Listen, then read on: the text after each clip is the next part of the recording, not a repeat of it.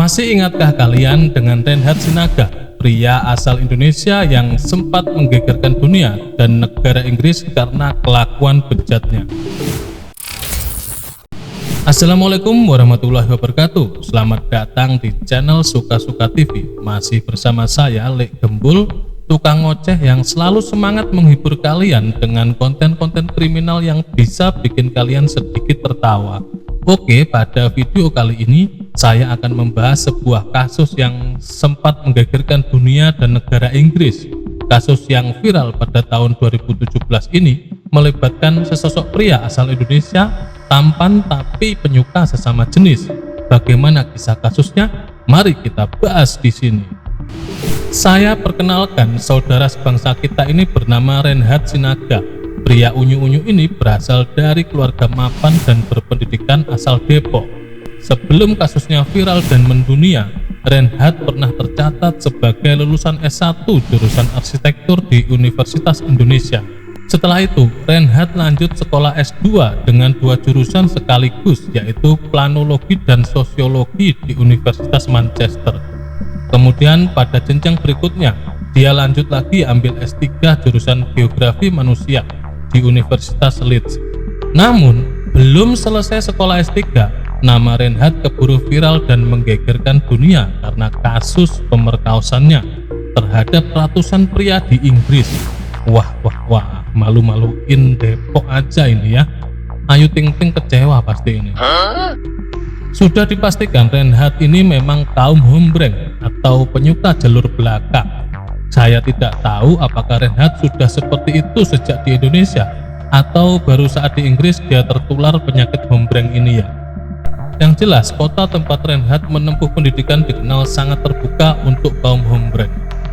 Bahkan di sekitar kontrakan tempat Reinhard tinggal, ada klub malam yang khusus untuk kaum hombreng.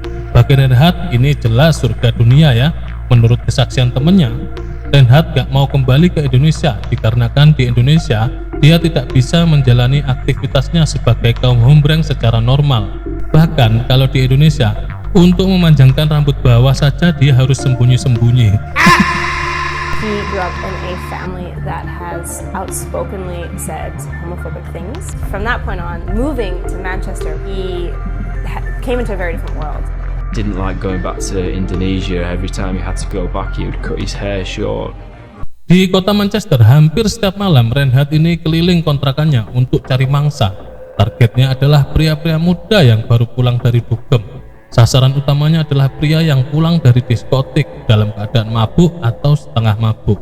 Modus yang dipakai Reinhard ini bermacam-macam, mulai dari ngajak minum, ngajak ngopi, nawarin nasi padang, bahkan sampai nawarin untuk menginap di kontrakannya. Uniknya, meskipun hombreng, sasaran Reinhard ini adalah pria-pria yang normal, bukan pria-pria dari kalangan hombreng juga. Entah apa tujuannya, mungkin dia cari lubang belakang yang lebih sempit ya. Setelah hampir 3 tahun menutup rapat kasus ini dari wartawan dan publik, pada tahun 2020 pemerintah Inggris mengumumkan bahwa di negaranya ada kejahatan luar biasa yang baru pertama kali terjadi. Awal kasus ini terungkap karena ada seorang pria muda atlet rugby dengan nama samaran Joko baru saja keluar dari diskotik di pinggiran kota Manchester. Tak jauh dari diskotik tempat Joko dugem, dia ditawari oleh Reinhard untuk mampir minum di kontrakannya. Tanpa menaruh rasa curiga, si Joko pun mengiyakan ajakan Reinhard. Setelah ngobrol ngalor ngidul dan menenggak segelas arak Jowo, Joko tak sadarkan diri dan tidak ingat apa yang sudah terjadi. Entah berapa menit atau berapa jam kemudian, Joko terbangun dan merasakan keanehan. Kondisi mumet setengah sadar, Joko merasa ada seorang yang menindihnya. Betapa kagetnya Joko saat dia tahu bahwa dia terbangun dalam keadaan sempaknya melorot. Saat dia menoleh ke belakang, dia kaget melihat Reinhard yang sudah siap tempur dengan pisang ambonnya yang tegak. Melihat korbannya bangun, Reinhard panik dan terlihat juga ujung pisang ambon Reinhard berwarna merah. Tidak jelas warna merah itu karena pisang ambon Reinhard dimasukkan ke lubang belakang atau bekas apa saya nggak tahu. Yang jelas, si Joko yang tahu kalau dirinya sedang dilecehkan langsung berontak dan berusaha melawan si Reinhard. Keduanya terlibat perkelahian sengit. jurus rugby si Joko pun bisa bikin wajah unyu-unyu Renhat babak belur. Si Joko kemudian mengambil HP yang ada di dekatnya, kemudian menelpon layanan darurat Inggris. Polisi yang berada di sekitaran kontrakan Renhat langsung bergerak cepat dan membawa keduanya ke kantor polisi Manchester. Analisa awal karena melihat wajah Renhat, polisi menduga Renhat yang jadi korbannya. Joko jelas tidak terima dan membantah dugaan polisi tersebut, kemudian menjelaskan kronologi sebenarnya. Setelah penyelidikan lebih mendalam, barulah diketahui bahwa si Joko ini adalah korban pelecehan yang berusaha membela diri. Joko juga menyerahkan sebuah bukti HP yang dia ambil saat berada di kontrakan Renhat. Saat itu, Renhat ngotot minta HP itu kepada polisi. Untuk mengkonfirmasi bahwa HP itu milik Renhat atau bukan, polisi meminta password HP ke Renhat dan Renhat berulang kali memberikan password HP yang palsu. Dari sini polisi mulai curiga karena terdesak. Renhat pun akhirnya memberikan password HP yang benar. Setelah HP bisa diakses oleh polisi, tangan si Renhat pun langsung menyambar dengan cepat HP di tangan polisi. Polisi pun langsung mengambil dan menyita HP itu lagi, dan dari situlah awal mula kelakuan bejat Renhat terbongkar. Saat galeri HP Renhat dicek oleh polisi, hasilnya begitu mengagetkan. Dari HP ini saja ada 136 video aksi Renhat saat memperkaos korbannya dan 3000 foto pria tidak pakai baju. Ini baru satu HP saja loh ya yang dicek oleh polisi. Kemudian polisi mengecek dan menggeledah kontrakan Renhat, dan di kontrakan itu ditemukan bukti lebih banyak lagi, yaitu 800 video aksi serupa seperti di HP Renhat. Total kapasitas 3,5 terabyte atau setara dengan 1500 DVD film. Wah, gila ya ini ya. Kemudian polisi membawa barang bukti tersebut ke kantor polisi Manchester. Mau tidak mau, polisi harus melakukan nobar tertutup untuk mendalami kasus Renhat ini. Muntah-muntah itu pasti polisinya lihat ribuan video aksinya si Renhat. Setelah polisi menonton video yang tidak menarik itu, polisi menetapkan Renhat sebagai pelaku pemerkosaan terhadap ratusan pria. Jadi, pengakuan Renhat yang melakukan itu atas dasar suka sama suka terbantahkan melalui bukti video tersebut. Bahkan di salah satu video itu ada salah satu korban Renhat yang diperkaos berkali-kali selama 8 jam. Gendeng wong iki. Saking rapinya aksi Renhat ini selama 2,5 tahun sejak Januari 2015 hingga Juni 2017, polisi tidak menerima satupun laporan tentang aksi Renhat ini. Semua korban juga tidak ada yang sadar kalau kehormatannya sudah direnggut oleh Renhat.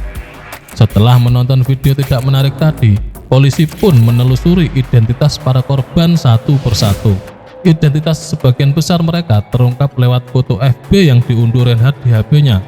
Ada juga yang terlacak lewat barang-barang yang dicuri oleh Renhat dari korbannya, seperti KTP atau SIM. Renhat sengaja mengambil beberapa barang korban untuk dijadikan koleksi dan dijadikan piala atas pencapaiannya. Setelah itu, polisi Manchester langsung on the way ke rumah para korban Renhat untuk menggali informasi apa sebenarnya yang terjadi kepada mereka. Lucunya, setelah dikonfirmasi, para korban Renhat ini tidak tahu dan tidak merasa kalau dirinya sudah jadi korban aksi pemerkosaan Renhat. Namun, para korban membenarkan kalau dirinya pernah masuk atau keluar dari rumah kontrakan Renhat. Yang dirasakan para korban ini macam-macam. Ada yang pernah ditawari minum, ada yang numpang makan, ada yang jalan sempoyongan lalu ditolong seseorang, dan lain sebagainya. Tapi saat polisi menunjukkan video aksi Renhat kepada para korban ini, mereka semua pun kaget dan tidak menyangka bahwa mereka pernah diperkaos. Para korban ini menolak jika dikatakan bahwa adegan itu atas dasar suka sama suka, karena sebagian besar para korban adalah pria normal yang suka lubang depan, bukan kayak Renhat yang suka lubang sampah belakang. Yang patut diapresiasi dari kasus ini adalah polisi Manchester tidak mengungkap satupun identitas para korban. Mereka hanya mempublikasikan foto pelaku dan menyoroti perilakunya saja. Namun setelah kasus ini viral di dunia, ada satu korban yang berani berbicara dan mengungkapkan apa yang sudah dialaminya. Dia adalah Daniel. Daniel awalnya malu dan merasa rapuh untuk menceritakan apa yang sudah dialaminya.